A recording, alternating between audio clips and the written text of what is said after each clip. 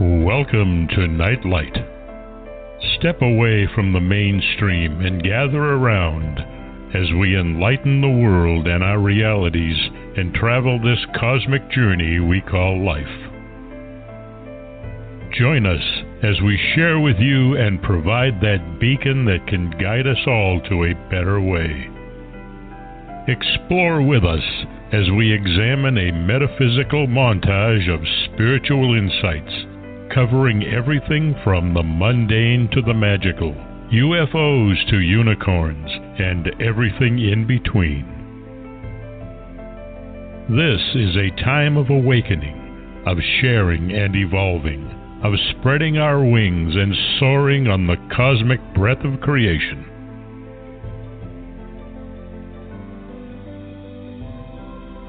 Come and join with other light-minded spirits as we weave our lights together to seek understanding, enlightenment, and with a little luck, some wisdom.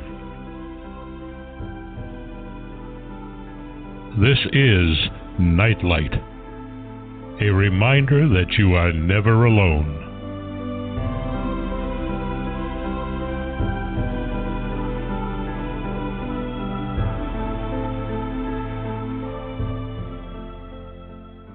Welcome to Nightlight, everybody.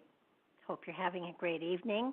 And if you stay with us, you're going to have an even better one because Mark has some amazing guests tonight. We want to thank, first off, though, Ken Quiethawk for that amazing introduction. You can find him at nativestorytellers.com.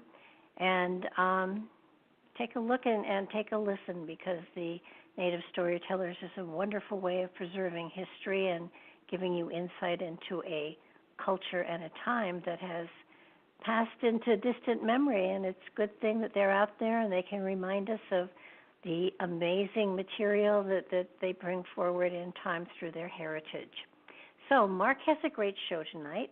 I'm very excited about both of his guests, so this is a double-barreled show tonight, and I think that he's done an amazing job. And Mark, I am so glad that you're here, and you've brought with you a couple of really great guests tonight. Oh, yeah, and I think while we were waiting for the intro to finish, Mark's clock started dinging at 10 o'clock, and it's like, oh, this is like... for whom the bell tolls kind of thing. And it's like, okay, we're going goth tonight. It's great atmospheric effect. But I have one of those clocks too, so I can certainly, sympathize with that. Yeah, yours is more melodic. This was like, the death knell kind of thing going on. And like great introduction to discussing the afterlife tonight, but I got to do a little rant here about something. I wanted to say congratulations to Benny Koshes for making it to Coast Sunday night. They keep moving onwards and upwards, and they're making a positive difference in so many people's lives. Next week we'll be broadcasting from the cornfield that surrounds the INS office. Don't miss that one. Next week's going to be just a lot of fun. And this week I'm broadcasting from Laputa, and I'm drinking grain alcohol and rainwater with Group Captain Mandrake. It's been a rough week, so it's I need some purity of essence. Maybe our friends from Arlington, Texas, or the town of Barnsley, England, can help out with that. But Barbara, last night's show was terrific with you and Gary Wayne and his discussions of biblical prophecies. It was a great lead-in for our two guests tonight. I don't know if there's any real conscious effort to, with the programming from last night and and tonight, since we did Gary, got him booked a couple months ago. I don't know, but there, could have been more of a subconscious desire to connect our three guests with some form of continuity, which is usually lacking when I am working with multiple guests. But we have a great show lined up. And anyhow, you may have seen our first hour guest on Ancient Aliens. The episode was Aliens and Deadly Cults. Dr. Mark Mirabello was also on America's Book of Secrets episode entitled Deadly Cults. Maybe you were one of his history students at Shawnee State University. Dr.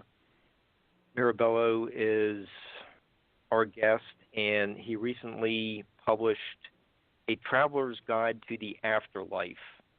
And it's a really thought-provoking book, and we aren't going to get to all of it tonight, but fortunately he's going to be returning on Monday, July 29th to tell us a little bit more about the book and probably get into some other neat materials. So I just want to bring Mark on. Hey, Mark, how you doing? Excellent. And again, thank you for the opportunity. It's an honor to be on the show. And by the way, thank you for the plug for Shawnee State University, because we've been driving ourselves into the ground. We have a financial crisis going on, so this will help give it life. Free advertisement. Sure. Absolutely. I mean, I think they have a excellent history professor, so you can wow us and hopefully get some new students wanting to attend classes in Portsmouth, Ohio, right down the river from me. Let's hope so. That'd be very good. I've taught there many years, and it's an enjoyable experience because I'm an old-fashioned generalist, and it allows me to do a wide variety of courses that I could not do at larger, more traditional universities. Yeah, and A Traveler's Guide to the Afterlife is general. It goes into detail about just how different cultures at different periods viewed the afterlife, heaven and hell. We're going to get into all kinds of thought-provoking topics tonight. But you are kind of a generalist, but you get us to think and make us aware that just the Judeo-Christian concepts of heaven and hell aren't the only versions out there. There's these ideas have been around for a long time. By the way, if I could interject several points on that, because sure. In fact, just the other night I was rather stunned. I was having a conversation about this book, and the person who had read it raised the question, like, since there were so many different paths, in fact, for example, in Buddhism, they talk about over 89,000 paths to enlightenment. This person seemed to think that it created skepticism and doubt that somehow these traditions are illegitimate. And in fact, there's a review of my book at Amazon at the UK version, United Kingdom version, Britain. One of the posters basically was not really attacking the book, but acted as if all of these diverse ideas are somehow undermining belief in the afterlife. And I want to make it very clear to your listeners, from all this research, and I used over 900 works, I'm absolutely convinced there's another side. And the reason for this, in fact, regrettably, I think our culture tends to be, well, let me just say it this way. There are several reasons. For example, Aristotle's two-value system, some means right or wrong. And, of course, we are dominated by, and I'm not criticizing this, but a monotheistic worldview which says basically there's one path. And, in fact, in contrast, for example, in Eastern traditions, they think they would view, for example, truth similar to the way when a police officer goes to an accident scene. He'll collect information from all witnesses, knowing that no person who thinks that all the people there, they all think they know the truth, but no one will have the complete truth. And there are just many versions of the truth, and I think all are equally legitimate. Now, again, that somehow is disturbing to the West, but even within the context of Christianity, a lot of Christians don't realize there's a wide variety of traditions within Christianity. Out on the fringes, you'd have, for example, the Church of Jesus Christ of Latter-day Saints, the Mormons, and also the Church of the New Jerusalem, which is Emanuel Swedenborg. And by the way, if you have any Christians out there, the most detailed description of the other side from a Christian perspective are the works of Emanuel Swedenborg, especially Heaven and Hell. And this is usually the title of the book that's given in that form. And what is intriguing about it, I'll mention this really quickly. And Sweden, well, we all know, for example, that frogs enjoy the swamp, but would be miserable in a beautiful pasture, green grass, and flowers. And in Emanuel Swedenborg's, he claimed to have seen the other side at length. Basically, the people that go to hellish regions, they go there because they're drawn there. Just like the frog enjoys the swamp and the flies and the mosquitoes, Swedenborg describes this sort of dark, looks like almost an urban slum, hellish area where people prey upon one another, steal, hurt, rape, but they go there because they're so-called ruling love. They enjoy violence and crime.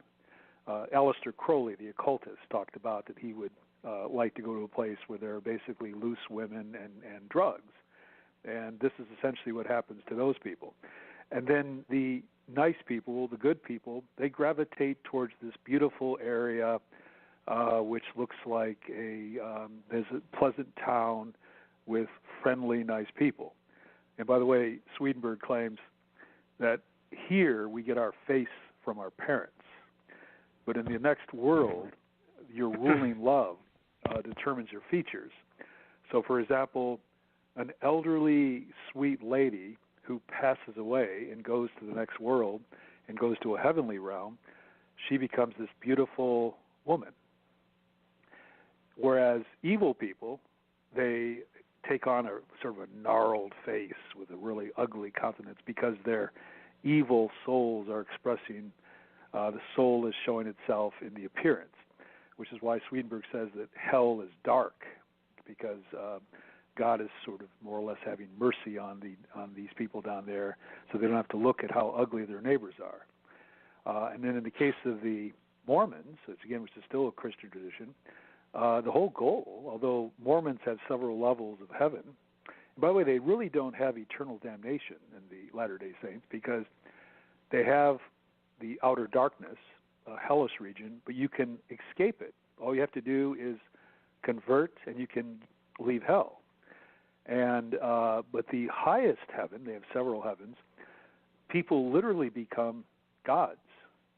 In fact, they say the Christian God was originally a man and became a godlike being, and as he was, we are now, and as he is, we will be. If we go through these various rituals in the Mormon temple, you also have to practice marriage for eternity. You can become a godlike being. And by the way, oddly enough, George Romney, I should say Mitt Romney, George was his father, lost the presidency, but he's followed all the rules for Mormonism, so he'll be a god someday.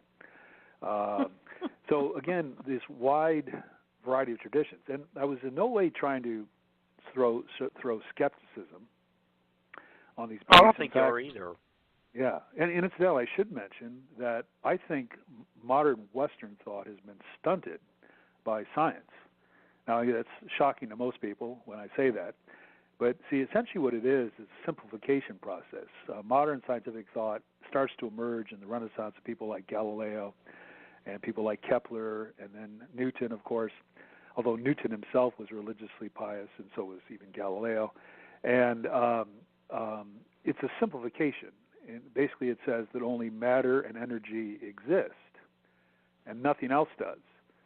And in fact, 19th century scientists, by the way, were not as hostile to metaphysics and religion as people are now in the scientific community. In fact, Darwin attended seances with the novelist George Eliot, which would be unthinkable today. And my own department, which is actually in social sciences at Shawnee State University, I have several really militant atheists there. And I remember one time, this has happened years ago, I'm walking to my office, and I hear this fellow professor. He's leaning over talking to his then 6-year-old son, and he's explaining to him there is no God. He's telling a 6-year-old this in a very matter-of-fact tone, looking at the boy in the eye, pointing the index finger. There is no God, there is no God. And, of course, I have a kind of bizarre sense of humor, so I had to stop at his door, and I looked in and said, well, gee, I guess Santa Claus and Easter Bunny are totally out of the question then. So, again,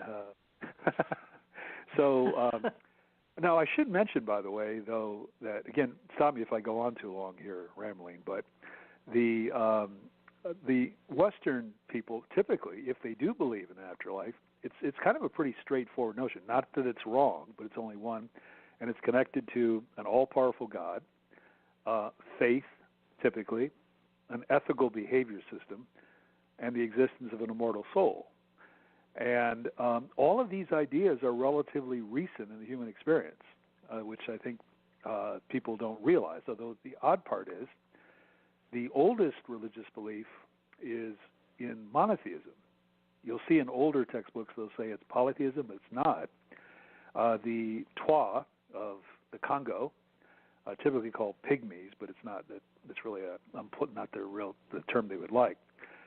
They believe the only divine entity is the forest, and when they think they have bad times, they awaken the forest, thinking that he is asleep, because mostly things happen to them that are bad when they are asleep.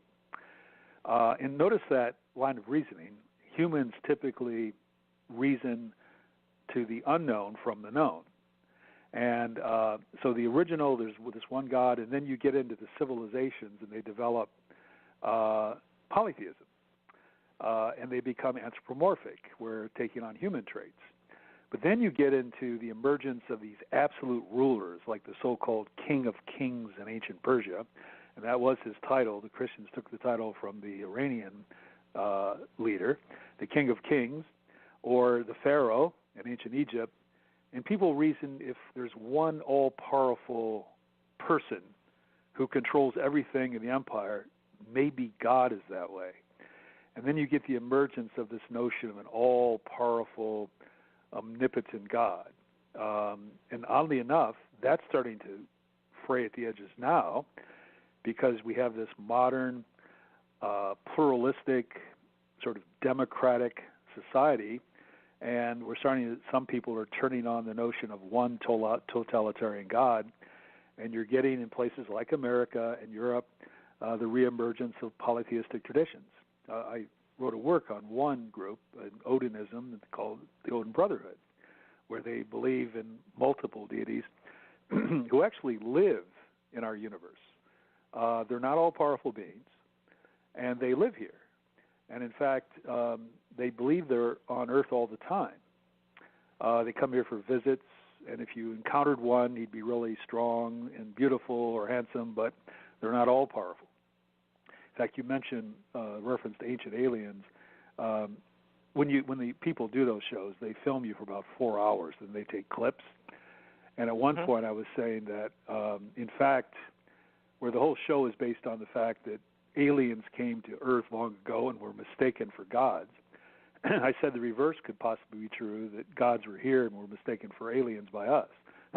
They cut that out, of course, because it undermines the whole theme of the show. But I've always been intrigued. by knowledge itself. And I think the more information you have, the better position you are. And I should also throw in, again, if maybe going on too much, but I close the book with kind of a paraphrase of Pascal's wager.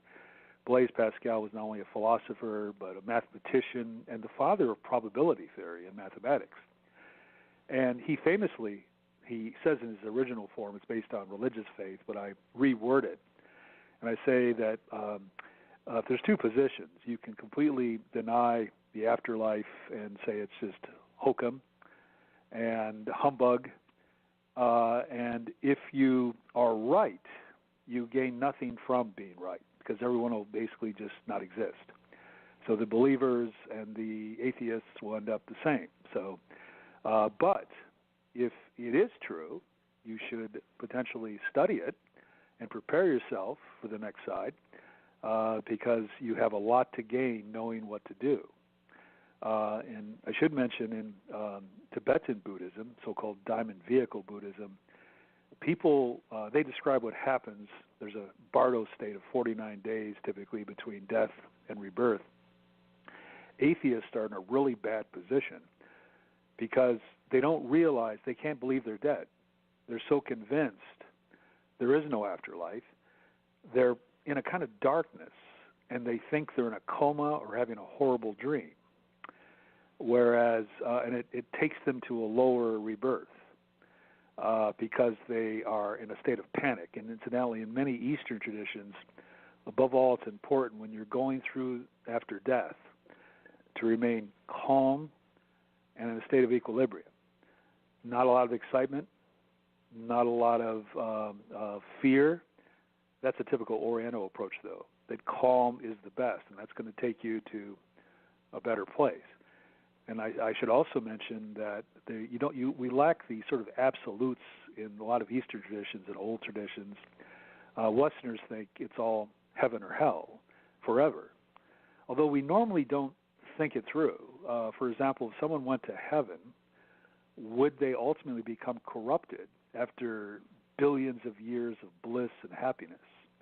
Would they become bored and corrupted? Because oddly enough, we have the story of one of the rebel angels, Lucifer, got bored out of pride and tried to overthrow God. So wouldn't other entities do that? And of course, in the case of hell, billions or trillions of years of torment, I mean, wouldn't that eventually alter the person who was sent there? And by the way, I should not to throw in all of these anecdotes, but I still have this fond memory from teaching years ago. And I was talking about the eternity of hell in Western traditions, which oddly enough is an invention in Christianity. It's the first culture to develop the concept of an eternal hell, although not all Christians buy into it. Universalists say that even Satan is eventually saved.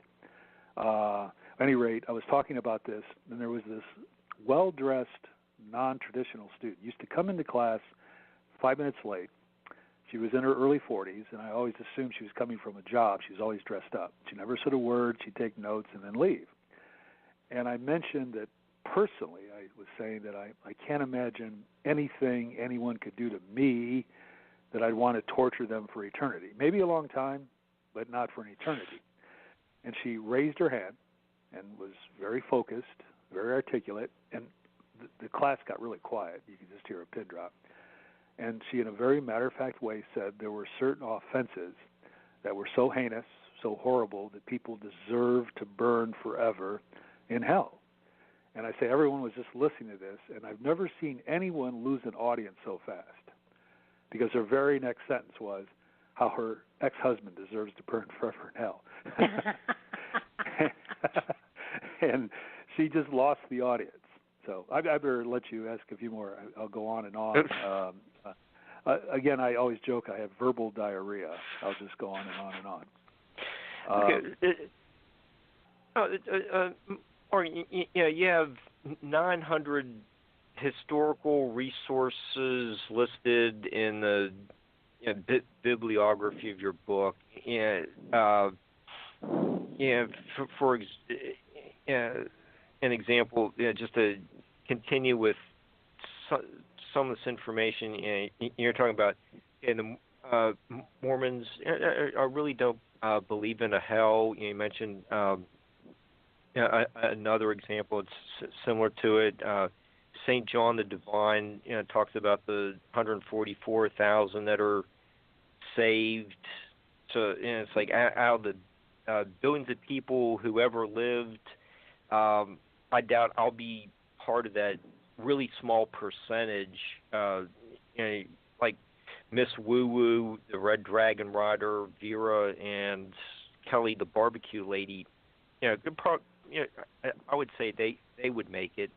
But who is saved? I mean, you said even Satan is going to be forgiven, and he gets to return to heaven. That's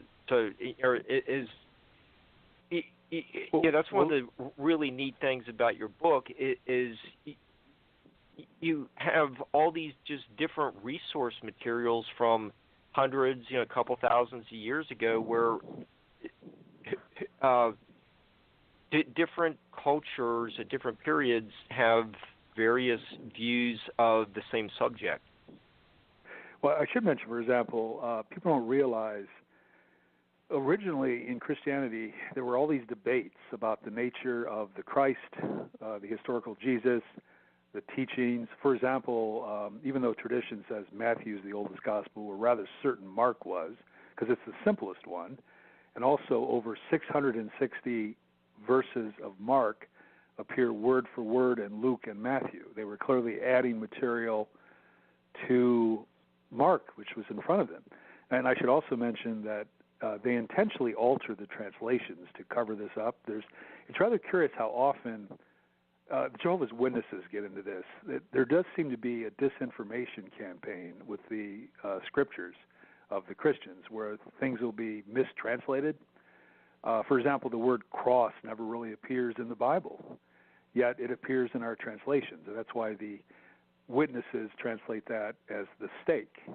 And by the way, there are several references in the New Testament where it appears as if Jesus is hanged on a tree and not crucified, the way the Gospels say. Now, you may say, how could that happen? It appears as if the oldest works in the New Testament are the letters of Paul, and then the Gospels, although they're traditionally dated to the 1st century BC, are almost certainly much older, because early Christians such as Justin Martyr, he's completely unaware of our Gospels. He never quotes them at all. And then if we only had the letters of Paul, Christianity would be completely different. He doesn't mention any miracles except the resurrection. Mary plays a really marginal role. By the way, in general, the New Testament mentions Pontius Pilate more than Mary, although the Catholics have focused on the Mary aspect often. So we get all of these, and most famously, the Book of Revelation, which incidentally, Eastern Orthodox churches do not view as scriptural. They'll read it, but because they're Greek speakers historically, it's really obvious to any Greek speaker, whoever wrote the Book of Revelations did not write the Gospel of John as well, because the style is so different. We don't notice that in our translations. But at any rate, there's a famous passage, and we've all heard it, behold a pale horse, the rider's name is Death. That's not what it says in the original Greek. It says, behold a pale green horse, or light green horse. Now, why was that removed and changed? See, that's why you get into a lot of these conspiracy theories. It's part of the Antichrist plot to delude us.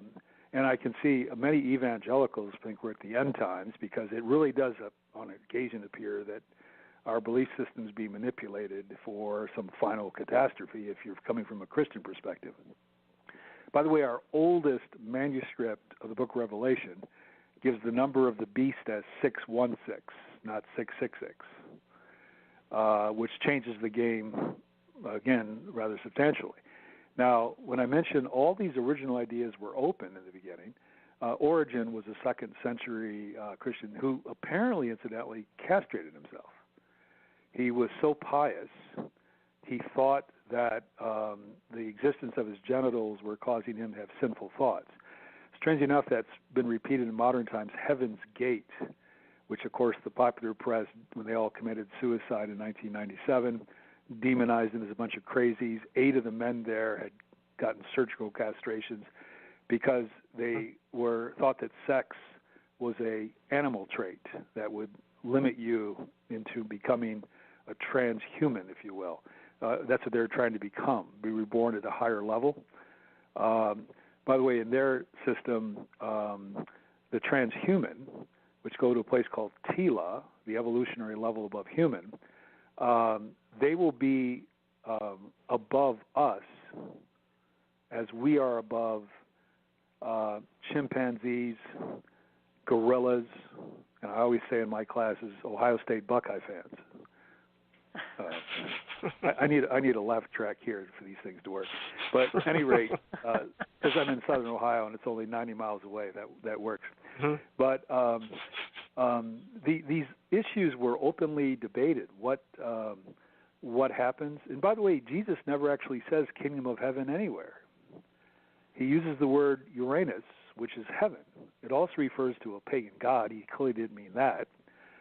But it's sometimes you look at what he's originally saying to us, and it appears as if he's saying, become as I am. These are the teachings.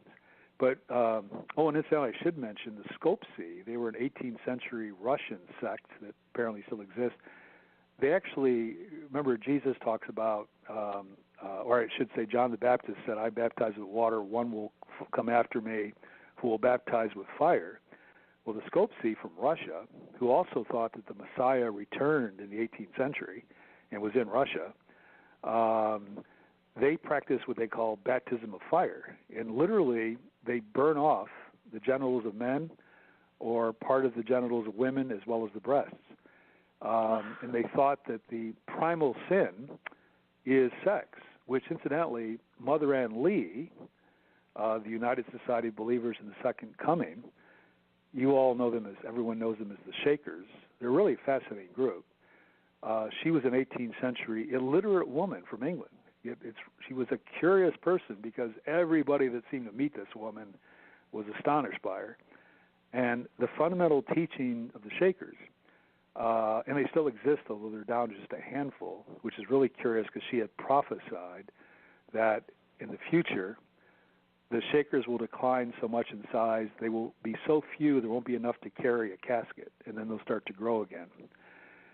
They didn't practice castration or anything like that, but they taught absolute gender equality between men and women and also absolutely no sexual activity whatsoever, and they followed the moral rules of Jesus absolutely.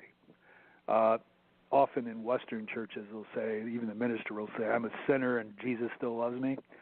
Well, the Shakers followed all the rules and were really strict about it. And but, of course, they had trouble perpetuating themselves because they weren't reproducing, hence the decline. And oddly enough, today there's about, I think, 4 elderly people left, and they're almost afraid to admit new members because they're worth millions of dollars. They own so much real estate, and they're afraid people will try to join just to get the money, which is probably what will happen. And incidentally, these surviving members still bake their own bread and sweep their own floors and live very simply. But there was an early, Valerian also taught this, that sex was the primal sin that kept people out of heaven in Christianity. And in fact, if you look at Genesis, see, we again mistranslated the tree of knowledge. Again, rabbis know this. The Hebrew word to know is the same verb as to have sex, same verb. That's intentional. They'll have English translations where they'll have Abraham knew his wife Sarah. Well, that's why they use know. It's because it's the same word. And in the Kabbalah and Talmud, which are commentaries by rabbis on the Torah, those are the first 5 books of the Bible, that literally Eve has sex with the devil, the serpent. They don't use the word devil, but the serpent, and that's the first sin. And then she has sex with Adam. And now, oddly enough, though, in Judaism, the first commandment that God gives in Genesis is be fruitful and multiply. That's why Judaism has never condemned sex in a legitimate context. They don't say have sex with everybody. but you're commanded to marry and have children. In fact, pious rabbis in the Hasidic tradition have an obligation to have sex with their wives on the Sabbath. It's an obligation. I mean, a responsibility. That's why some years ago there was all this debate, was Jesus married? Well, in fact, if you know anything about Judaism, that's what the Jews actually taught at that time, that a Jewish man who didn't marry was committing a greater sin than a killer, because a killer kills someone who had a chance to live, but if you don't have children, you prevent life from taking place. So, again, these wide traditions, and also, by the way, what happens soon after death. Raymond Moody some years ago had that really interesting work. He's got a medical degree as well as a degree, I think it's in either psychology or philosophy, PhD. And as a doctor, he was noticing people were discussing the same experience when they died, were brought back. And this becomes the book Life After Life. So I think that's the title of it. I suddenly have a mental block here. But it's interesting, anyone who studies Eastern traditions would say that the Moody book has it wrong. I know that sounds curious, because in the, again, Tibetan Book of the Dead, which has a really detailed analysis, and I describe it in the book at length, although I simplify it. Easterners have a tendency not to say anything very simply, and I take pride in the fact that I can take the complex and make it clear. Well, in the Tibetan Book of the Dead, when you die, and it's a process, it's not a moment of death, you go through a period where you experience what they call the clear light of the void. And it's brighter than 1,000 suns, and it's louder than 1,000 lightning strikes. And most people will shrink back from it. But if you go into the light, it is release. It's nirvana. You'll stop the endless cycle of rebirth. Most will shrink back, and then they'll experience several days of heavenly beings, visions. I'm actually simplifying. There's other steps as well, but they'll see these beautiful entities. And the Tibetans will say it's based on the contents of your mind. A Christian will see Jesus or an angel. A Muslim will see an angel or perhaps Muhammad. And but then after several days of this, you start to experience hellish beings. Here's what's interesting. According to Tibetans, a lot of people think they're in heaven the first few days because of the beautiful beings, but they say you're not. And don't be seduced by it. Don't embrace the entities.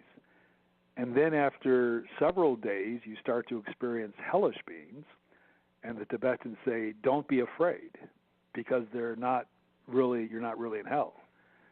And then they talk about the process. Again, I'm making it simpler, but you eventually go to one of 6 possible realms of existence based on your behavior in the past and so forth.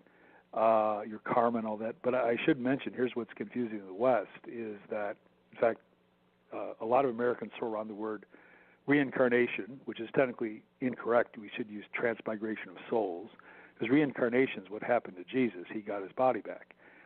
And also we talk about karma, but most Christians don't understand how it works. We think that if you are a good person, your good karma negates your negative karma and you go up. But that's not how it works, because the East says that every completed action produces karma.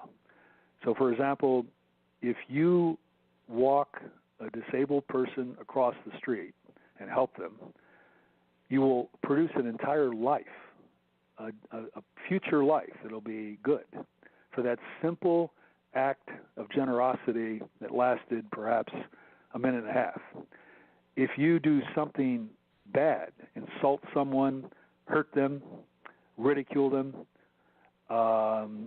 steal, whatever, you produce an entire life that's going to be bad. And so your life right now, in fact, all your listeners, according to the East, I'm not trying to say, I deal with beliefs, not facts here. I'm not trying to say that East is right and West is wrong, just giving the ideas. your life here is producing thousands and thousands of lives. And see, that's what Diamond Vehicle Buddhism is about, Buddhism in Tibet. It's an attempt to short-circuit the system, game it, if you will, and to achieve liberation more quickly with special knowledge. This is a common notion in religions. They'll have the teachings, but then they'll tell you how to basically defeat it. In Christianity and evangelical Protestantism, technically, if you are a sinner, you go to hell, but they say if you accept Jesus as your personal Savior, you beat the system and you go to heaven even if you're a sinner. So we see this in many, many traditions. But and I should also mention that when the Buddha talks about lives, there's one statement where a disciple asks him about another life, and the Buddha is saying that don't worry about it, and he points to one of the Himalayan mountains, which is thousands of feet high, and he says, see this mountain? If we could collect your skeletons from all your previous lives, it'd be higher than this. So when you have Westerners claiming that they remember being Henry VIII in their previous life, and they think this is really interesting, the Tibetans and the Easterners in general, Hindus as well, Jains as well, say that everyone listening to this tonight has been a king, a queen, a god, a goddess, an insect, a scorpion, a lion, a lioness, a devilish character. We've all done it already. That's why there's a tradition in the East. You must always be nice to people because the person who's hurting you may have been your mother in a past life. And the mother symbolizes the ultimate act of generosity. She goes through 9 months of discomfort. She gives birth in pain and blood, but she still takes care of the child and loves it, and that's the symbol of generosity. So, but again, these concepts we throw around in the West of the East tend to be really way too simplified. And if you come back as a god, and you can, in fact, in the Jain religion, which is an ancient religion from India, Westerners were originally confused and thought it was a sect of Hinduism. It's not. They say there's more gods in the universe than there are humans, and we've all been gods. And we'll come back again and again and again and again and again. That's why the East tends to view rebirth as a kind of burden, and they're trying to escape the endless rebirth. Strange enough, I had a student in my class this past semester who came up after class and told me that she was of Bonnie and Clyde. She was Bonnie in the Depression era, the bank robber killer, I should say robber. And I said, well, I hope you weren't, because you're going to pay for that at some future time. We think, and by the way, in the East, the word that we would translate evil, they actually it means more ignorance, because if you actually know the consequences of your action, no one would ever commit an evil deed, because, again, the consequences are always there. And that's how they view karma. It's not a God punishing them. It's the consequences of your act. It's like wetting your finger and putting it into a light socket. You die. God's not punishing you there. You've done something stupid, and you pay. It's the consequence of an ignorant action. Again, once you start dealing, and I should mention, by the way, because people will ask the question, well, gee, if there are all these different ideas, which one do we embrace? And there's a tradition in Hinduism, the Yoga Vasistha is a text, and it literally says that you will encounter what you expect. In other words, the Comanche Indian who died in the 19th century really does go to the happy hunting ground with the bison and cherry juice. And the Christian goes to a heaven, and the Muslim goes to his heaven, and the Hindu to his. So you literally encounter what you expect. So, just choose an interesting one and focus on it. But there's perhaps many paradises and bad places on the other side. Now, what's interesting about the East, the bad places are never forever. For example, if you commit heinous crimes that land you in hell, the Jains, for example, the Hindus have hellish regions, the Buddhists do, you will eventually exhaust the karma that got you there, and you'll be released. And you come back as a god even, or a human, after you've exhausted the bad karma. Nothing is ever beyond redemption in the East. And strangely enough, too, if you become a god, you'll be a god for several million years, but then when your good karma is used up, you fall. And they say that most gods are reborn much lower because they become corrupted by bliss and power. Look what happened to the Clintons. That's a joke, but I don't know if it's going to work with this crowd.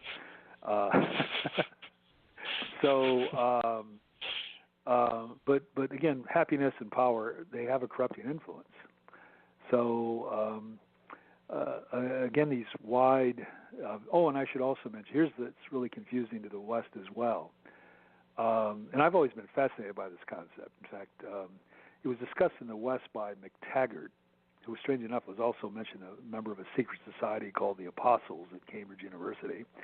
He was a philosopher early 20th century, and he called it basically, well, it's called by us today block time or eternalism. And it's found in many different places. In fact, it's found in the Kurt Vonnegut book. So let me forget the name of it. At any rate, but there's Kurt Vonnegut's most famous novel has this character who becomes detached in time. Any rate, in block time, all time exists simultaneously, forever. Humans are like, we stand by a river and watch the passage and flow of the water, and we see water passing, but they say the gods see the entire river at once, so the past, present, and future. Now what this means in effect is that somewhere right now,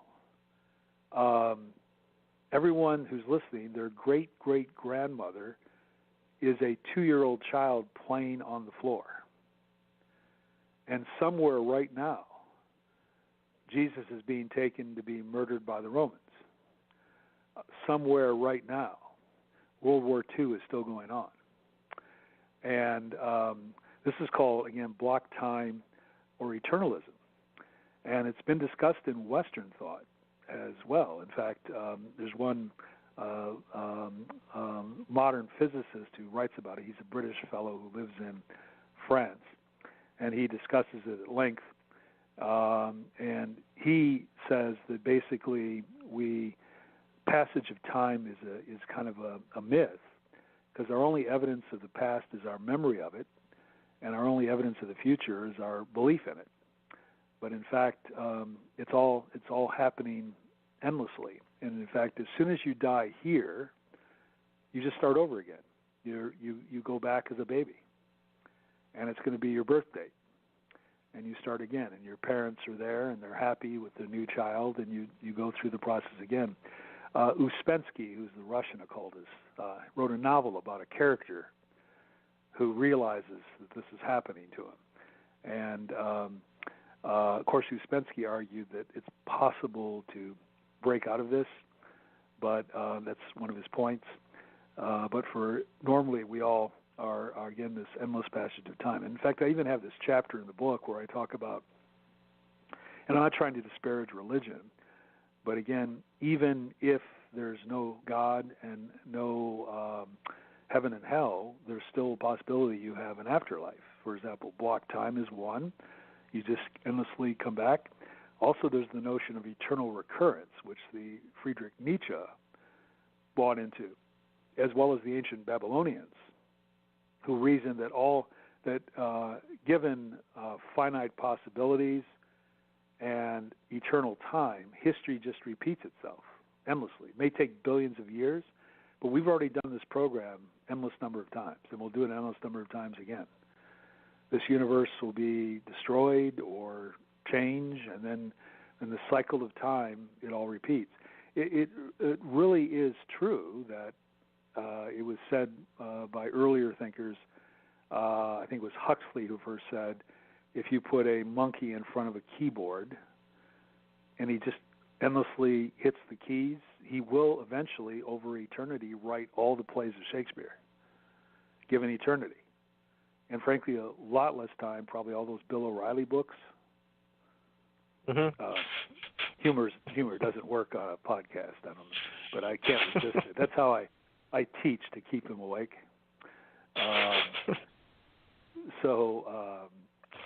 Killing anyway, Jesus, killing Patton. Yes.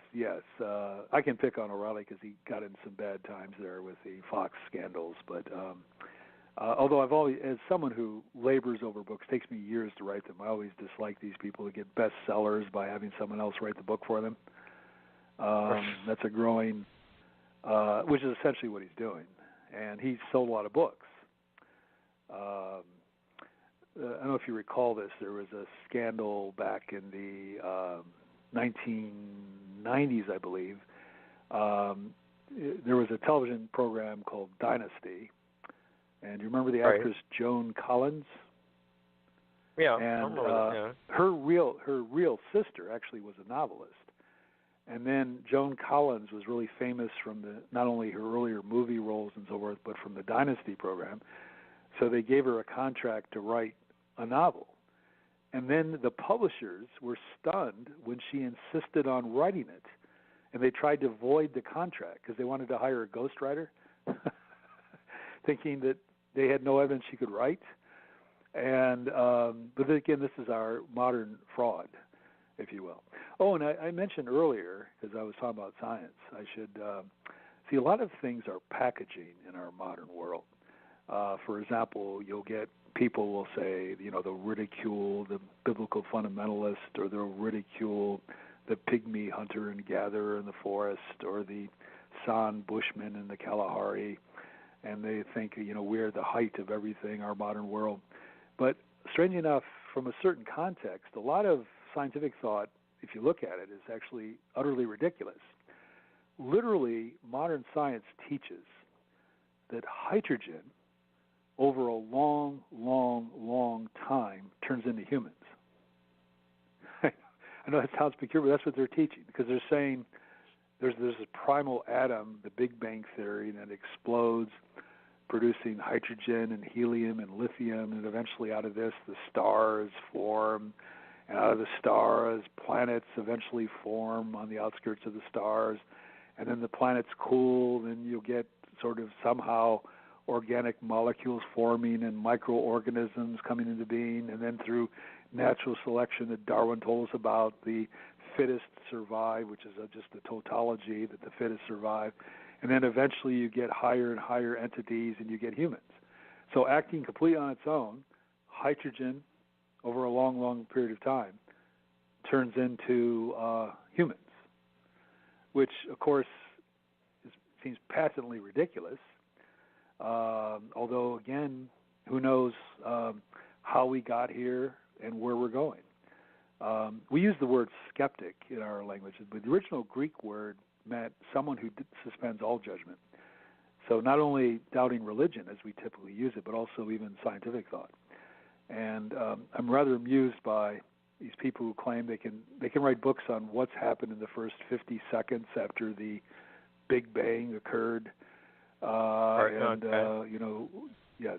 And by the way, we know, I like Plato's allegory of the cave, where he talks about the prisoner tied up, chained up, and he sees shadows on the wall from lights behind him, and he thinks that's reality. We have no idea what's going on. If our galaxy, according to modern estimates, is the size of a dime, the entire known universe would go out about, I think it's 4 miles. So we're only seeing a fraction. We think we're seeing what's out there, but who knows? There's also something called gravity lensing. They've known about this for decades.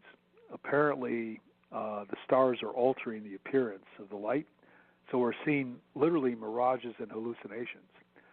Some of the things we're looking at are not really there. They're just caused by gravity lensing, similar when you see a mirage. So I should also mention the ancient Greeks. I kind of like this. I'm not saying it's true, but they said we lived in the world cave, that in fact, if you go out far enough, you're going to encounter a solid wall. We're just in this little cloistered area. You'll see that idea in the Bible, although they cover it up with the translations. When God creates the firmament of heaven, that's the sky, he lifts the firmament up and separates the waters above from the waters below. The ancients believed that, this is also from Egypt, that the entire known universe is actually where we are, is like a bubble in a cosmic sea, and the sky is solid. And that's where the water from Noah's flood comes from, because God opens up the firmament of heaven, and the waters fall from above. By the way, rabbis claim that the waters at Noah's flood were hot, which is, I've always been intrigued by the Christians use the Jewish Old Testament, but they don't read what the rabbis say it says. That's why the boat has an unusual shape, the ark, it's simply designed to keep out not only the float, but to keep out the hot water. So it has no windows and so on and so forth. And in fact, there's any number of these beliefs that you find among, for example, the rabbis say there's no commandment that says thou shalt not steal. Even though we think there is, they say that refers to man stealing, basically taking a slave or kidnapping. And the reason they say that, because in rabbinical law, the penalty for breaking any of the Ten Commandments is death, and said that God's not going to kill a shoplifter, basically. So it must be a more serious crime. Which reminds me, you'll hear endlessly, America calls itself a Christian country. Well, you can legally break eight of the Ten Commandments in the United States. It's been that way since really, most of it from the 19th century, but ultimately even in the 20th century as well, when they essentially legalized adultery. Used to carry the death penalty. And we still had laws against adultery in the 1950s and 60s, and there are probably still a few states that have them on the books, but people don't pay attention to them anymore. In fact, oddly enough, West Virginia, which is nearby, and also I think Michigan still, fornication laws are still on the books. Technically, if you fool around outside of in premarital sex, it's a crime.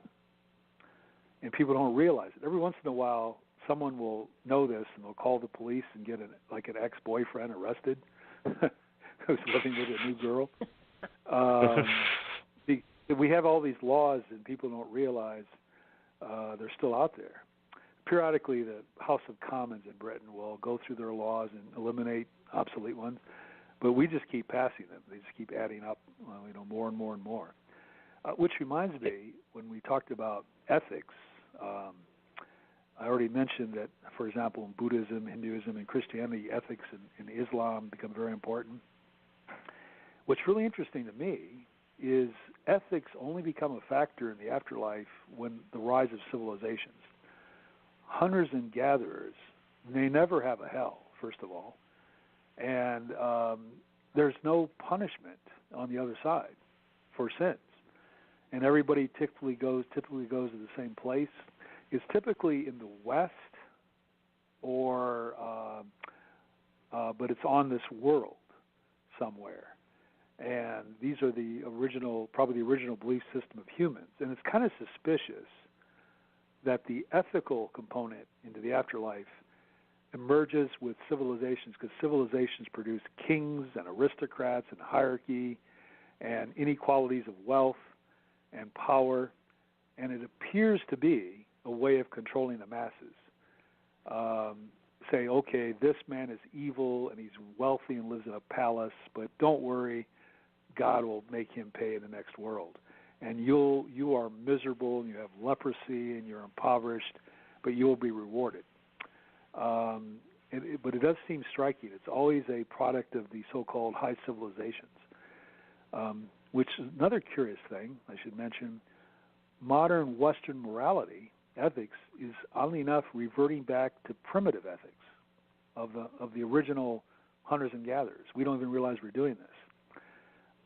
We think, for example, that egalitarianism, that everybody has equal rights, is a modern development. That characterizes hunting and gathering bands, the dawn of the human race. Nobody controls a hunting band. An elder male may be respected for his experience, but he can't tell them what to do. and he certainly can't execute them, as we have political leaders can do this in our society.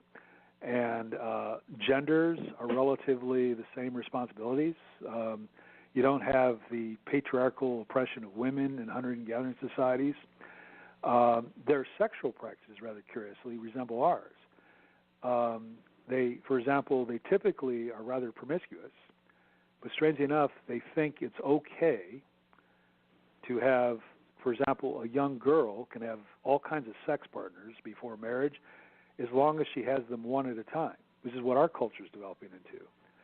I'm dealing with college students all the time. Today they think that a promiscuous person is sleeping with two people at the same time, and they think as long as you sleep with one person at a time, it's okay. Of course, I'm old enough to remember when that's not the case in the United States and elsewhere. And then hunting and gathering societies never practice infanticide. That's killing a baby. They practice abortion. That's where you kill the child while he's still in the womb.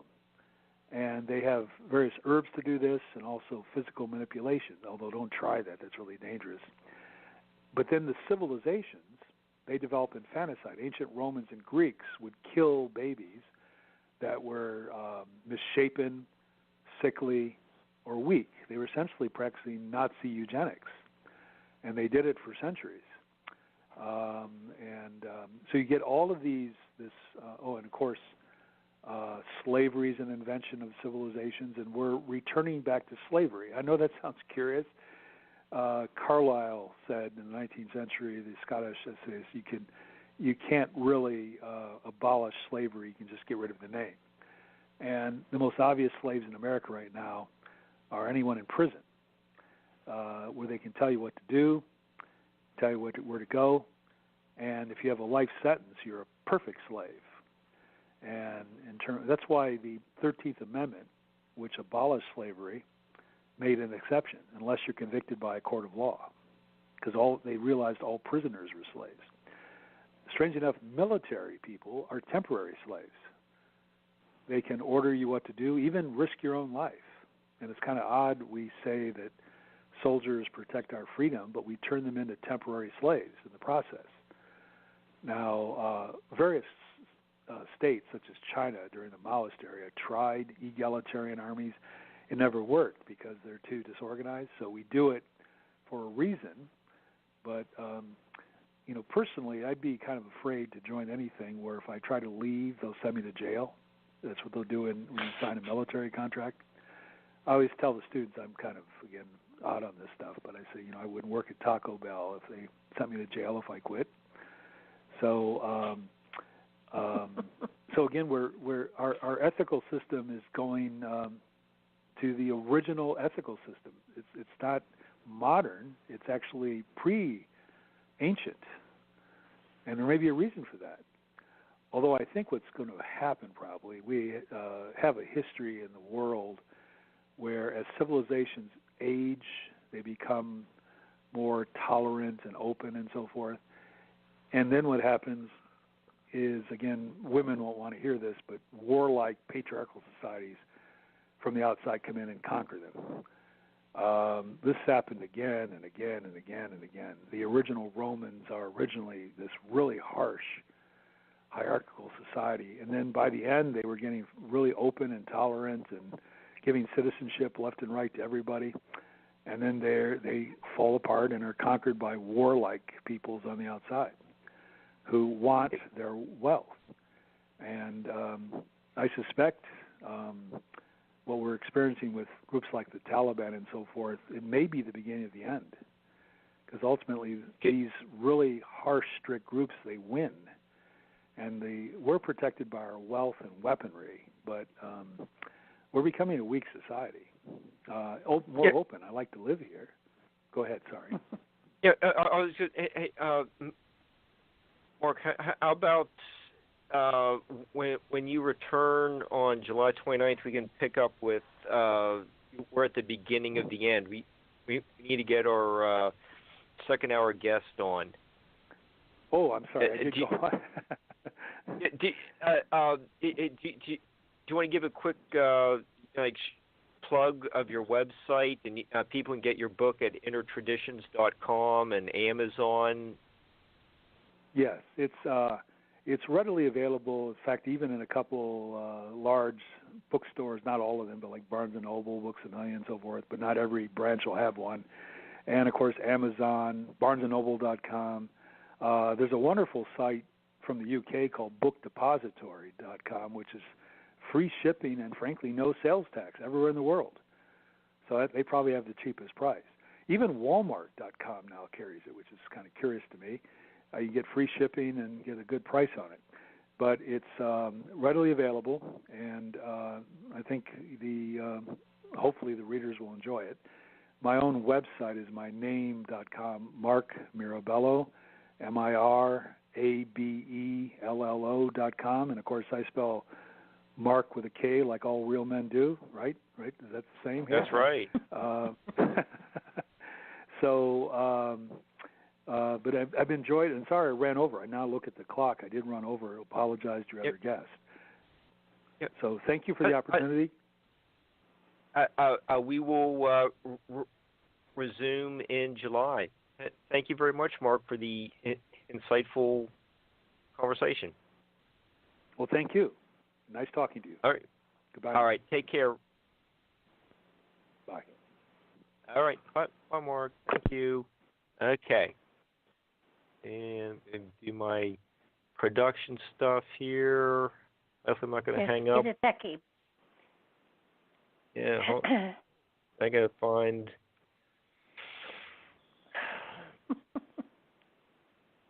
There he is. This should work. Or what'd you think? It was interesting discussion. Very, very. Oh, I think we have our guest. Mark. Yes. Sorry about that. We were hearing the story of the beginning of the end, and we just decided we got to put this on hold till you return in July, and so sorry about running a few minutes over, but appreciate your patience. But it's all good. It's all good. Yeah. Okay. We have another fan favorite returning for a second hour. David Collis is here to discuss his book, Interviewing Jesus, and it combines history. We just had a great history lesson, anthropology, the Apocrypha texts, in the New Testament, psychology. It's basically profiling a lot of the New Testament characters that really at most have just a couple paragraphs devoted to them, but it's really a very insightful book. I just really have enjoyed reading it over the last few months. And you can learn more about David at davidcollis.com. That's COLLIS.com. So, hi, David. How you doing? I'm doing excellent, and thank you for having me on your show. Yeah, glad you're here.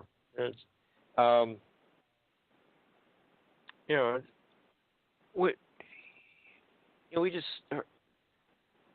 our first hour guests have like 900 sources of all these, just different views of the afterlife, from ancient China to the Roman period. It's just, what are a lot of people thinking today? It's really interesting.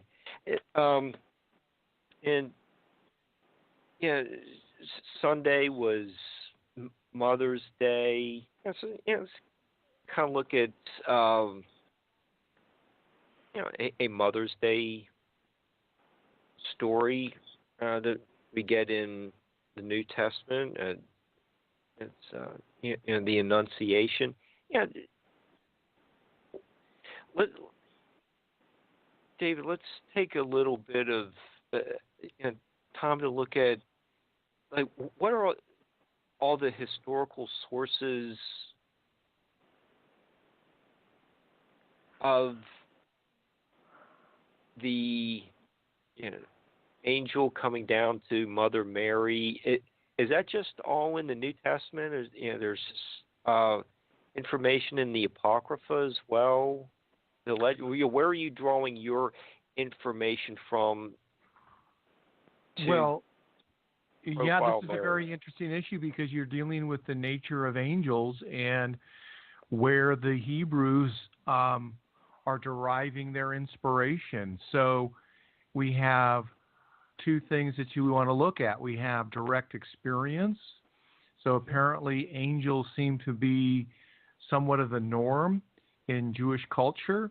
But we also would like to, or at least the other part about angels that I was interested in is where did the Hebrews come up with these ideas, and what were their experiences? And when they were in captivity in Babylon, the Babylonians had a very strong tradition of angels.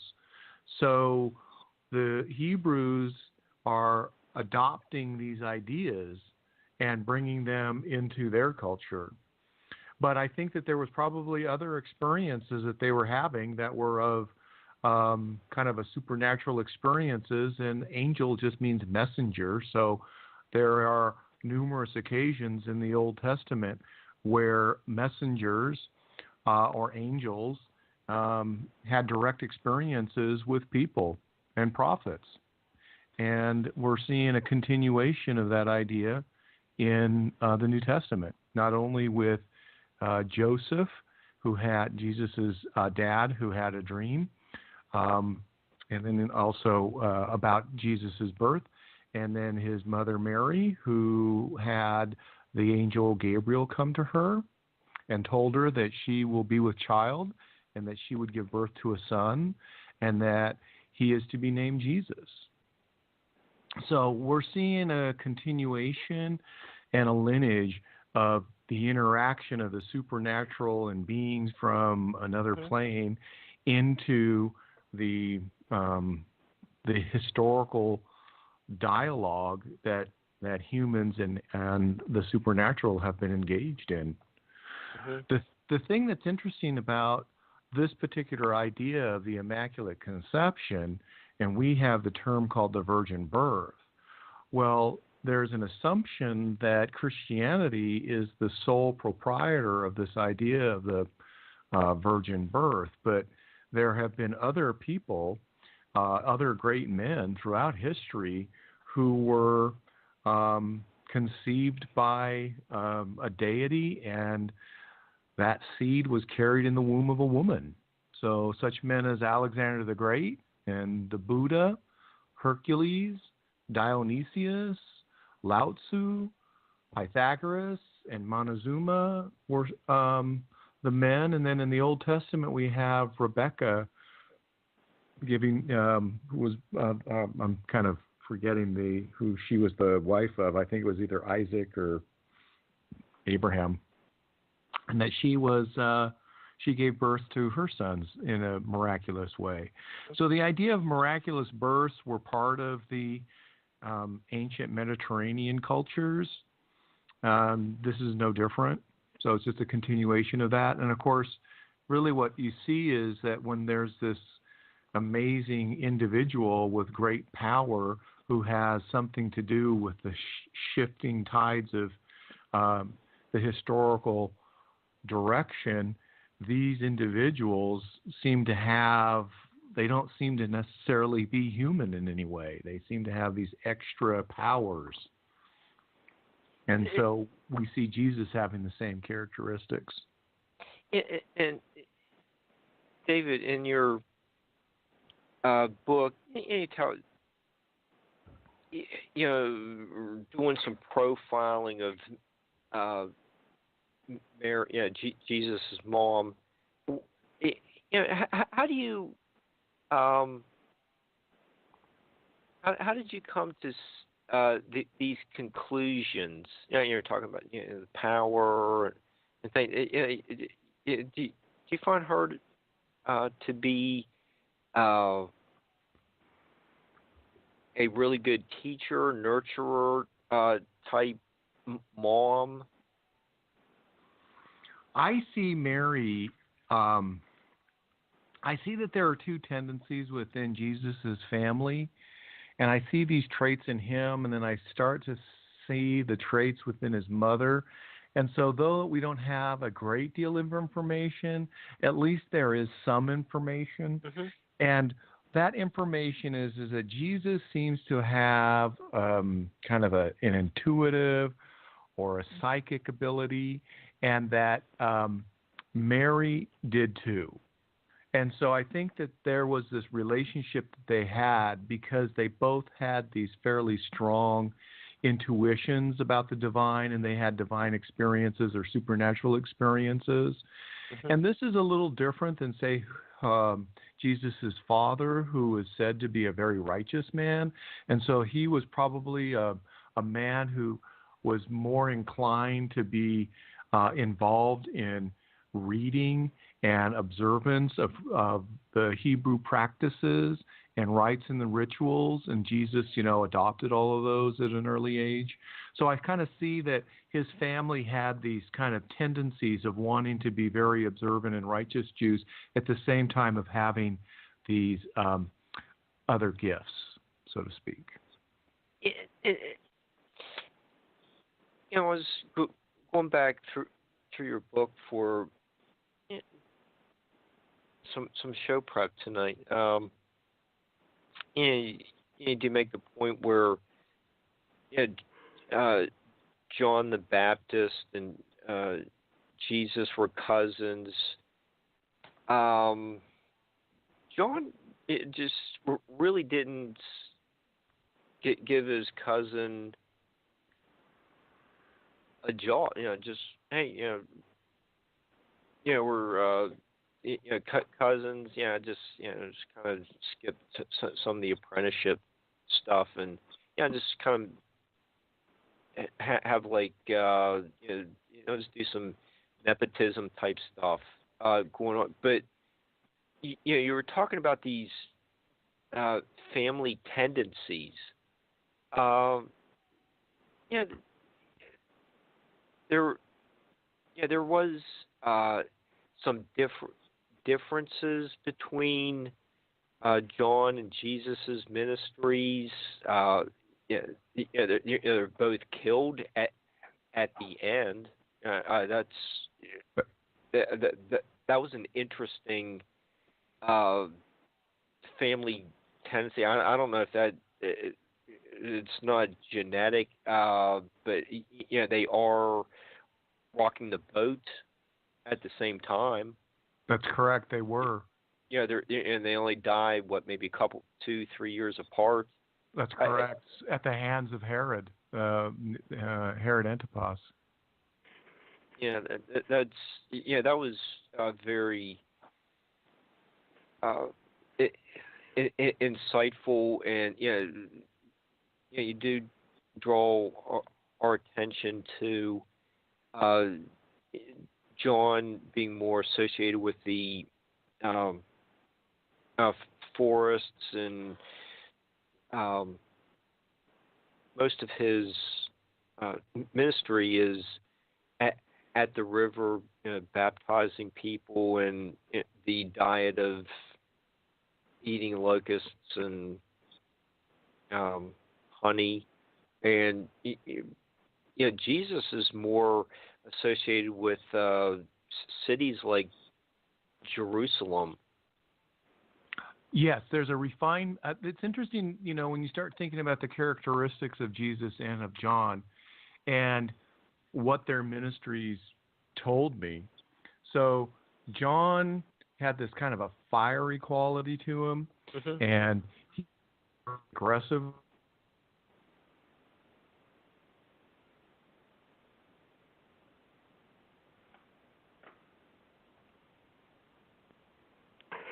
Well, we seem to have lost the two guys. Are you there? I'm here. I think David dropped off somehow. How did you lose him, Mark? I think I lost. Let me. There's some kind of Skype connection. Oops. But it was just getting good. Well, it started getting really good at 10 o'clock. And well, yes, of course it also, did. and we got 15 minutes into David's discussion, and this thing happens. Well, I'm sure you'll get him back. Okay. Let's see. Yeah, he.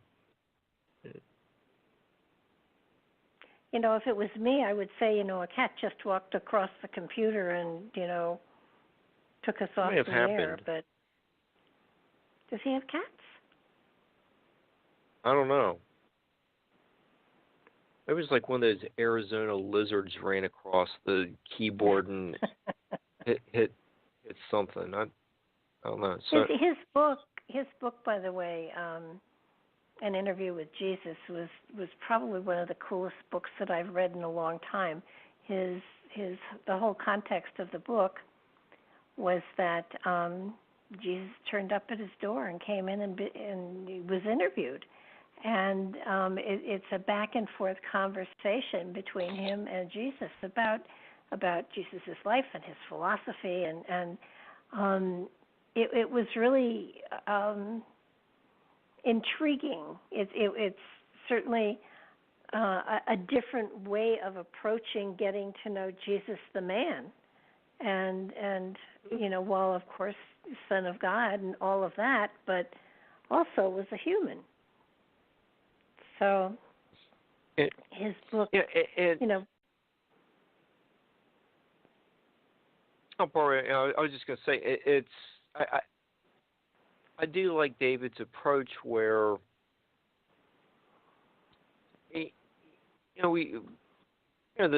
New Testament just doesn't have like a wealth of information on these character. And it's not like a Dickens novel or the 500 characters in War and Peace. Yeah. You just get just like some very general information. I think what I liked about his book, which was Interviewing Jesus, the most was, we have so much information on his life that was the public life, his life that was the fulfillment of prophecy. And while he was, to my mind, in my belief system, while he was a divine person, he was also made human, and you don't, in any of the Bible or any of the other texts that I've read, get any of his actual humanity, that he was able to laugh, he was able to play with children, he was able to, he was not a God walking amongst humans. He was a human who happened to also be a God, and his book made Jesus so much more familiar to me than the Bible does. The Bible, to me, in many cases, is really rather cold, because it is giving you a philosophy, and it's giving you something that is nobody has ever chuckled over anything in the Bible anywhere. So his book brought Jesus into a more there's a familiarity you get from reading the book that you don't get from reading the Bible. And it's kind of like you get a closer feeling. I personally felt drawn closer to Jesus the person after reading David's book. Did you lose him totally, Mark? Mark, can you hear me? Yeah. Oh, you're there. Oh, good. Okay. I'm here. Okay. There is, and I think Jeff, the talking mongoose, must have made a early appearance goodness, to yes. let us know that he'll be discussed next Monday. Yes. But we just got David back after something happened there. I don't. But, I don't know. I don't know how much you heard of what I said, David, but I was telling Mark how your book gave me a greater familiarity with Jesus that in many ways brought me closer to him because you made him human, even though there was that divine part of him, but you made him more familiar to me than the Bible did. And I appreciated it. I think your book was great. Well, that was the intention, was to bring him down off this lofty pedestal and make him a person that we can identify with and understand, and really kind of understand and grapple with some of the types of issues that he had to have grappled with, and how he went through his own resolution with, I would say, some ideas that were conflicting in cases. So it was the way that I envisioned the book was I tried to think of myself as a director who was making a film, and that I was following Jesus on his ministry. And so I wanted to capture him with the ideas that he was presenting. I wanted visual information, and I wanted to hear what he had to say, and I wanted to feel what he had to say. And that is kind of a grimy and gritty kind of way of looking at Jesus. And then the other thing that was really important for me is that I felt that there was more to him than what was being presented. And, of course, Jesus is being presented in a very theological manner because it's supposed to fit within this particular framework. And I felt that it was important to see Jesus beyond that or through that, and then separate that veil so that I can actually see who he was. And the only way that I can do that was to really put aside all of the theological concepts and then try to understand what inspired this man, what were the influences, how did he arrive at his conclusions, what kind of family would he have had, what were the conditions of the first century, what was going on in the Galilee.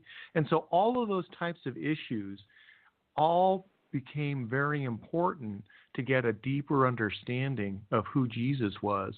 And the way that I was able to do that, there were several, but the most important one was I looked at all of his sayings, and from those sayings I was able to develop a type of personality profile. And with that profile, I then could say, I know what it takes to do some of these things that Jesus is doing, and I know what I had to do to get there.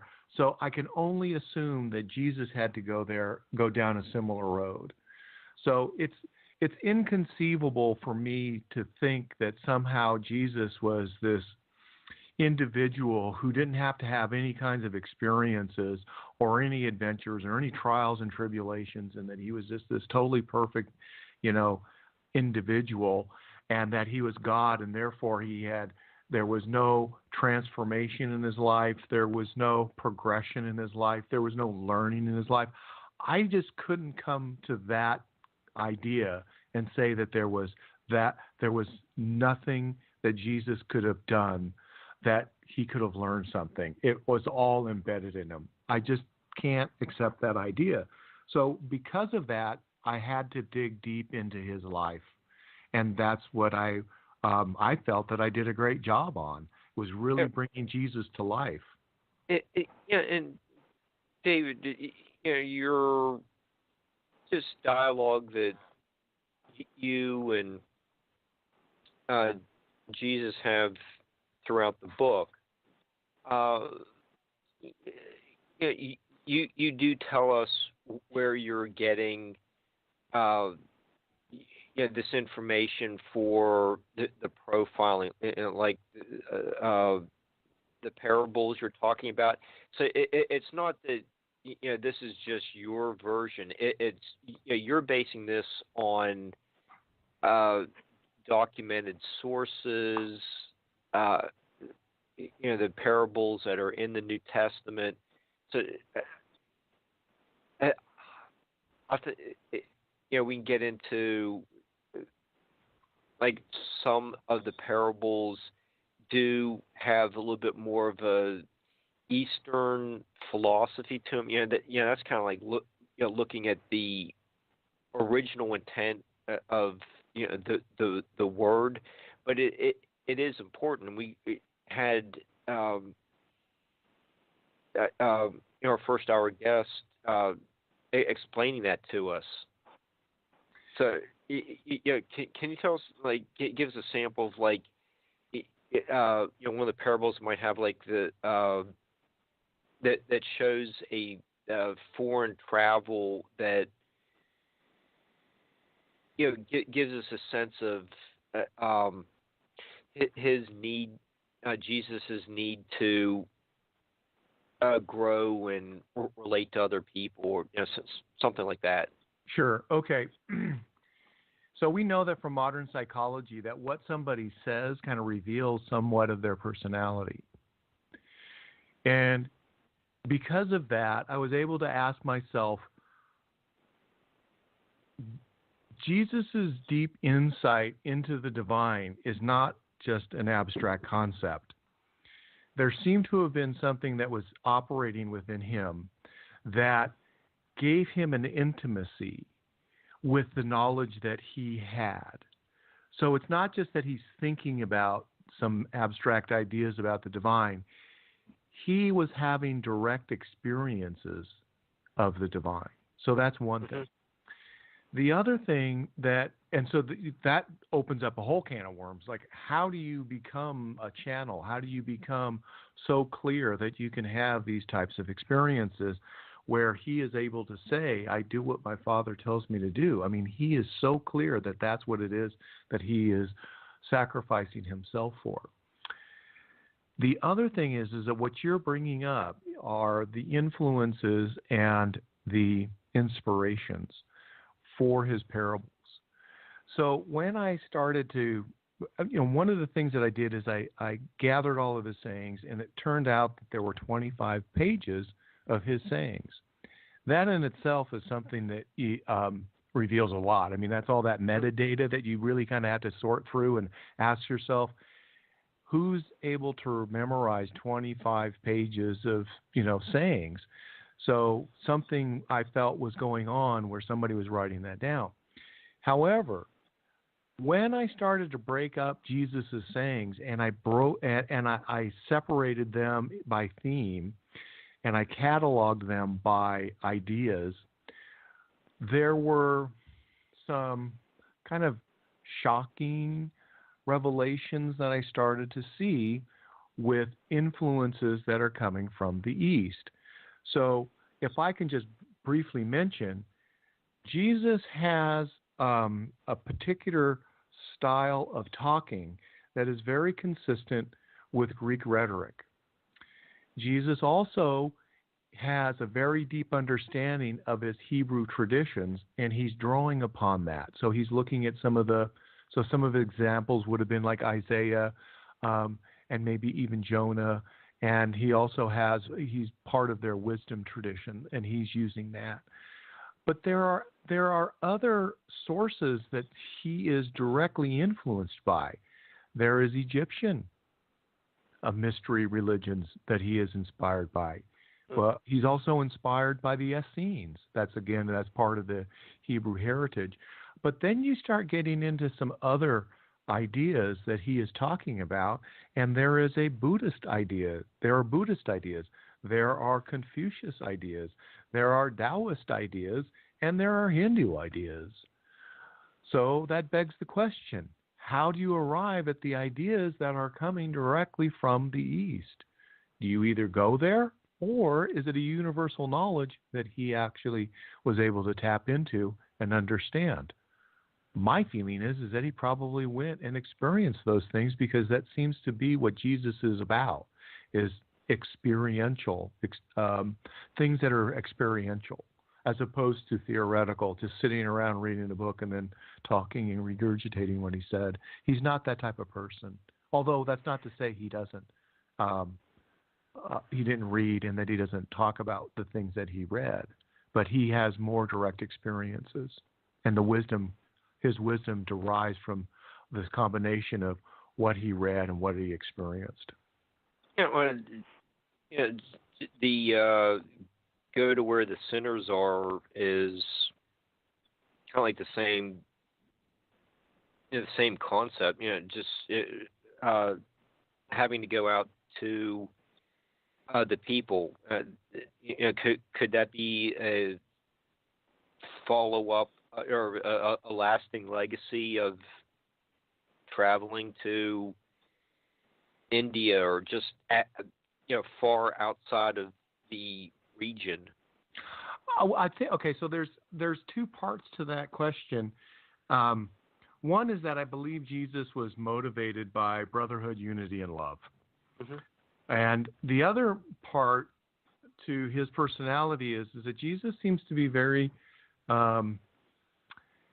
interested in travel. He seems very comfortable traveling. He seems to be motivated by traveling, which is why he has a traveling ministry versus John the Baptist.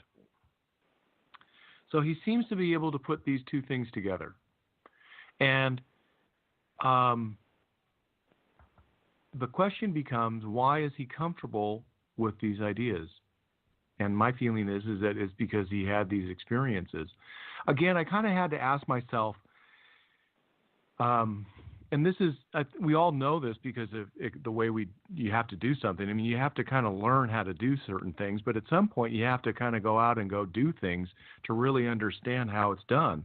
So you can train as much as you want, but until you really kind of get into the swing of a match or a game, that is when you really start to blossom, and where all your training comes, to a head. And Jesus is kind of working in a manner where there's some training, and then there is the application of what it is that he was doing. So then there was a little bit of on-the-job training. So the question for me came, what did Jesus know before he started his ministry, and what did he have to learn while he was ministering?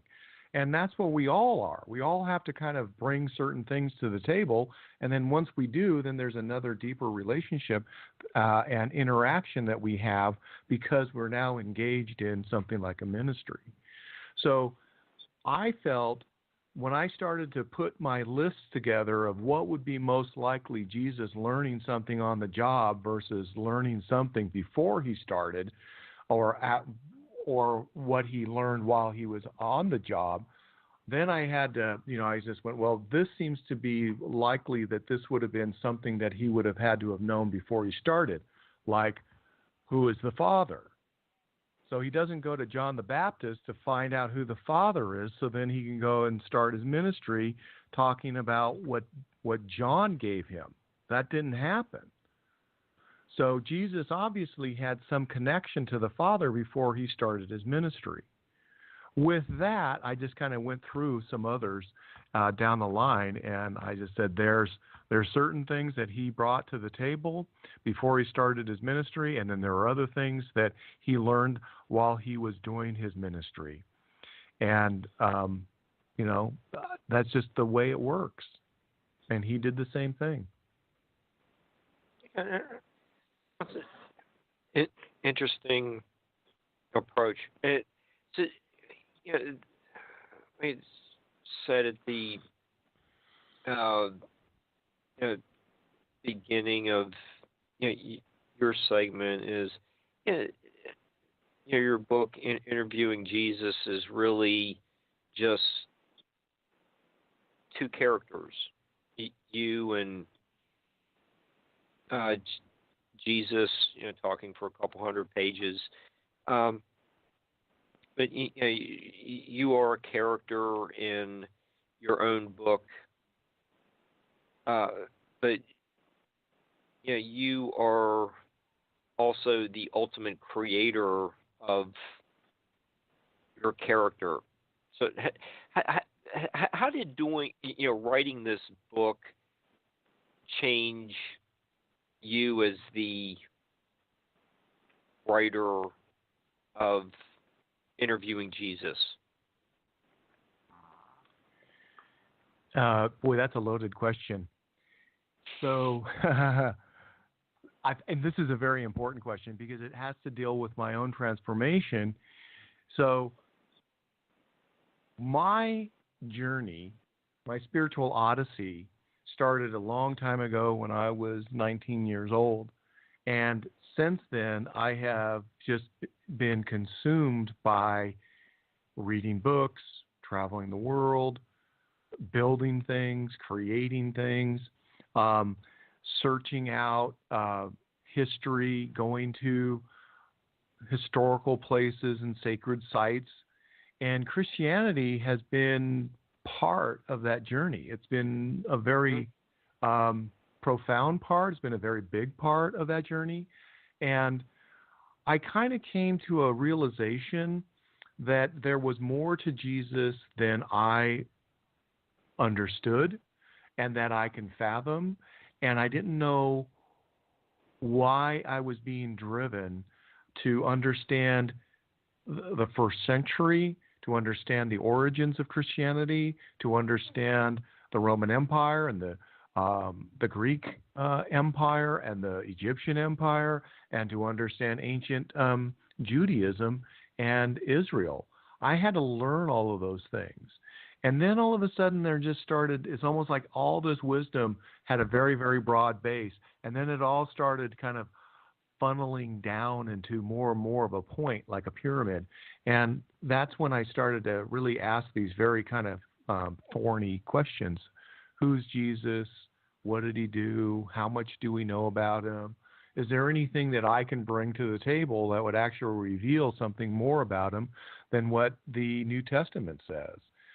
The funny thing is that the New Testament and a few other sources are really all the only things that we really have about Jesus. There's not a whole lot.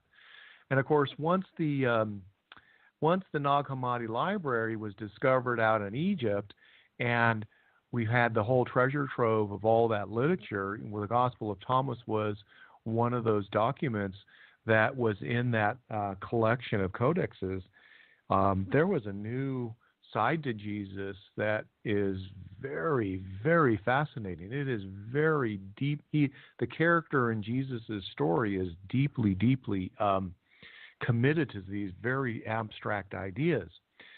So what I found myself doing was applying these abstract ideas to the New Testament, to an understanding of Jesus. I had to understand more of kind of the hero's journey and psychology, and I was able to kind of put all that stuff together in one endeavor.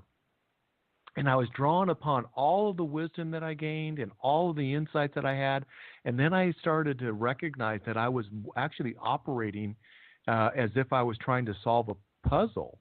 And that's when I really got excited as to, what's going on here. There's more to this person that I'm beginning to that I knew. Now I'm starting to see new pieces.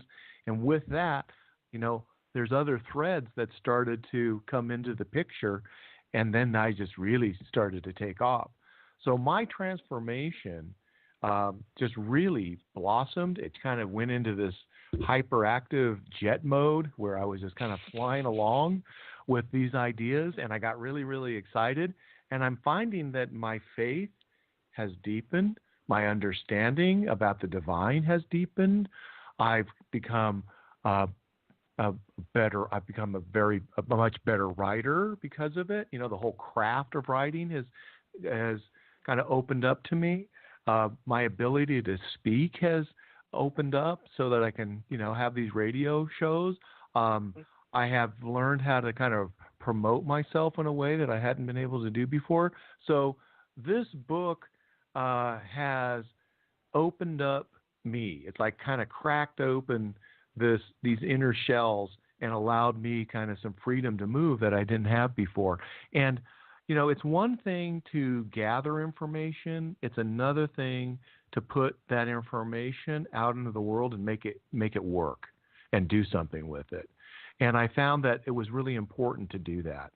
And that psychologically, that had a big had a factor, and it changed kind of the way I thought about things and what I do, and it gave me a great deal of confidence. So hopefully I answered the question. Yeah, it's just it is. I think you answered the question. It's just interesting to just have a author as a guest and just ask how he or she changed over the course of writing the book, and it's very similar to you have like Chaucer, the character in the Canterbury Tales, and Chaucer, the first-person narrator, and then Chaucer, who the real Chaucer who put all this together. It's kind of like three Chaucers in that book, and he did those pilgrimages to Canterbury, and it's just interesting to see how like you're kind of having the same awakening experiences through writing and traveling. It's just interesting to get that perspective from the real author. It's it's again, there's like a psychological transformation that took place, and that was, I have all of this information, so you can kind of think of it as parts. I have all these different parts, and I now have to assemble it. And I don't even know how to assemble it because I don't necessarily know what it is that I'm looking at. So there was this a process of discovery.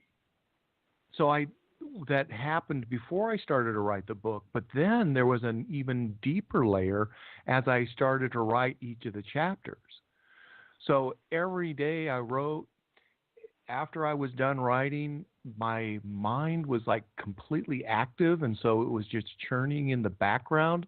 So at night I would dream about what the next day would bring and what I would be able to write. There were moments where I had these very strong intuitions, as if there was somebody standing next to me saying, "You didn't get any of that right. Think about it again." There were other moments where I was just kind of like in a trance-like state, and at the end of the day, I just went, "Wow, I'm just exhausted," and left and had dinner. And then the next morning I would go back and I'd look at what I wrote, and I went, "I don't remember writing any of that." And there were several of those days like that. Mm-hmm. So there's a process that takes place because you are focused, trying to bring something into the world that hadn't been there before. So there's a little bit of a pioneer, there's a little bit of a maverick, there's a little bit of a boldness.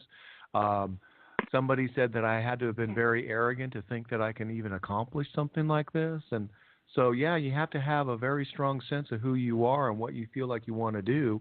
And lo and behold, I'm finding that Jesus had the same ideas about himself and what it is that he wanted to do and how he wanted to carry it out. So it's because of his ministry that he actually expanded his own consciousness even more. And he says, the less I become, the more the Father comes out of me. So there's this kind of interesting dynamic that takes place when one is involved with a very creative process where the energies of what it is that you're trying to bring into the world are really starting to move through you, and you're just a conduit of it. And in a sense, that's kind of how I felt. And I've experienced that in other, with some of the other things that I've done in my life, but this just seemed to have been a exclamation point. No, I think they're interviewing Jesus just show it. It just seems like there's just one of the major themes of it is just growth, becoming more aware. Like those types of having a metamorphosis type. Yes. There's just I think it's a really well done book. It's creative in its approach, and what really just starting off by getting the book. You have the you have to take a look at the captivating cover. What is that painting? Who did? My who publisher. did the painting? Yeah, my publisher was the one involved with creating the cover. I told them what I wanted, and so they came back with a couple of samples, and of course this was one of the samples, and this is the one that I fell in love with, and it represents, in my estimation, it represents everything that I imagine Jesus to be.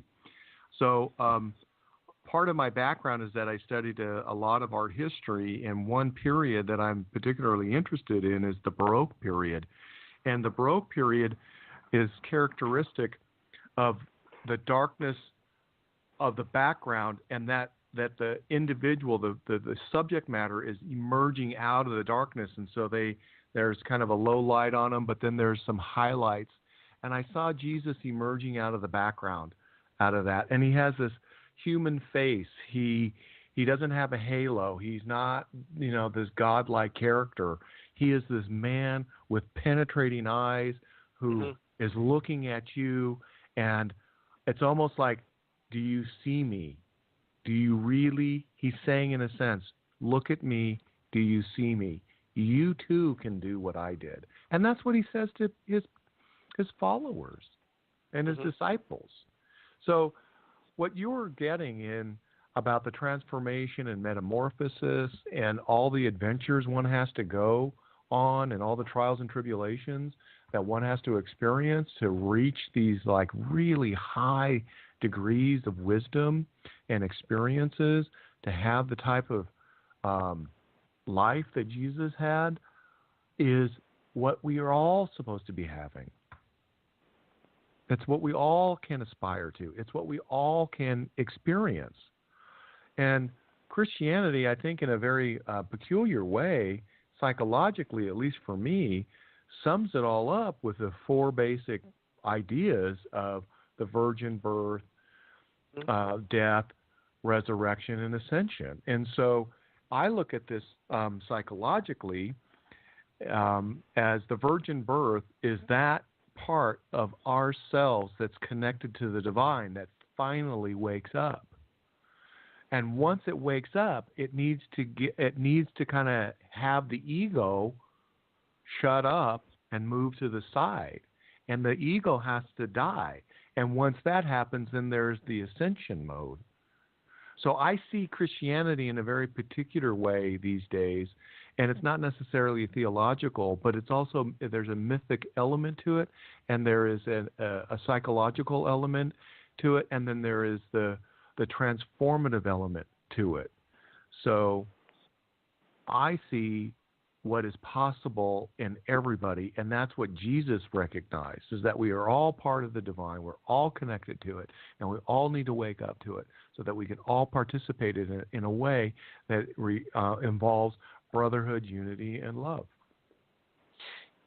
And I just one of the quotes from your book that does fit in with what you're just saying is on page 133, where Jesus is talking. The point is to cultivate the heavenly knowledge, be less attached to our base impulses and their fiery desires, and participate with the divine. I thought it was just a nice little passage that summarizes what you just said. Well, if I can go ahead and read another passage that also amplifies what you're saying and kind of gives your listeners an idea of what it is, how I see this and experience the Father, it goes like this, and I'm reading on page 64 of my book, and it is, I ask the question, would you say one must awaken to the Father? And Jesus replies, the Father is hidden while the kingdom of heaven is in all and is everywhere. In the Father's wake is the kingdom of heaven. One must be open to both. To know the Father, one must be committed to the process of transformation and accept the necessary steps. When the awakening comes, it comes swiftly and unexpectedly. One has to be ready and willing to receive the information this brings, and one has to be willing to carry and share that information with others and not discard it or bury it. And this, there's a saying in the Gospel of Thomas that kind of picks up a little bit of this, and it's a little bit more abstract. Jesus says in saying 81, images are visible to people, but the light within is hidden in the Father's image of light. He will reveal himself, but his image is hidden by his light.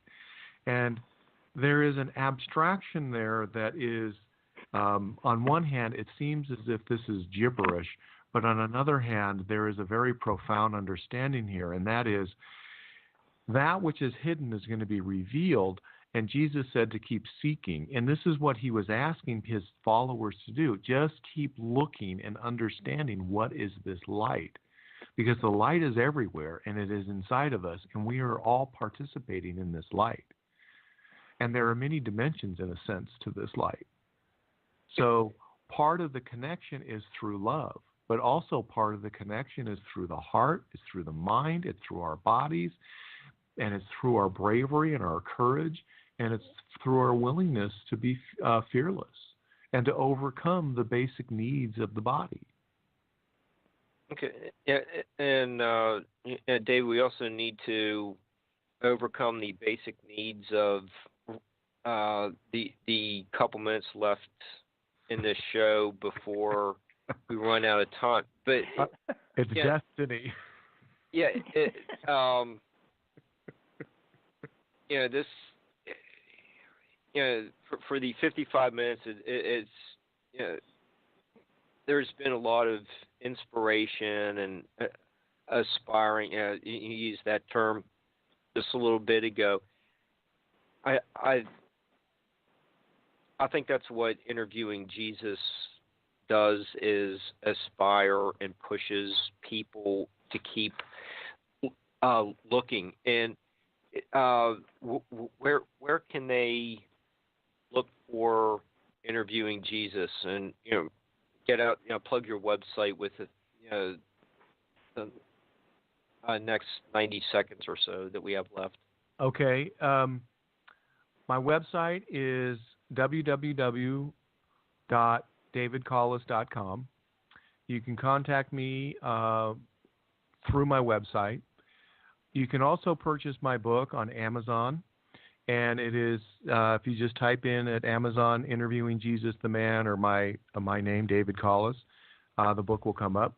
I have 3 versions of it. There is the print version, there's an audio version, and there's the electronic version. And I'm also starting to develop, some more material, and I think I'm going to be putting a course together called the well, I don't want to give out what the title is yet, but yeah, it's about the process of transformation. Okay. So, David, it's time to say goodnight. You got 30 seconds left. So, we will continue with this somewhere down the road, and it's really want to thank you for being a guest tonight. And, we will keep talking. Mark, thank you very much, and Barbara, thank you very much for having me on your show.